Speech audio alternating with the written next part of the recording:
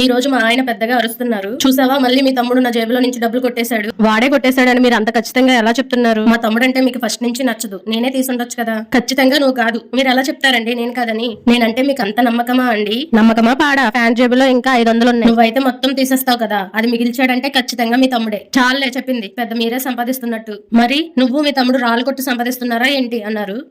అంటారు ఎన్నైనా అంటారు వింటుంటే. ఒక్కటి గుర్తు పెట్టుకోండి, గోల్డ్ చైన్ కరిగిస్తే గోల్డ్ వస్తుంది కానీ సైకిల్ చైన్ కరిగిస్తే సైకిల్ వస్తుందా?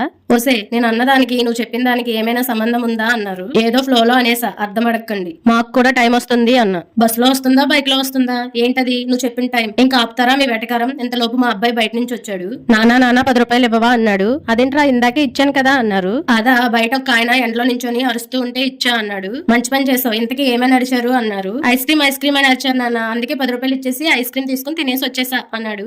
మీకు ఈ వీడియో నచ్చితే మన ఛానల్ ని సబ్స్క్రైబ్ చేసుకోండి. Thank you.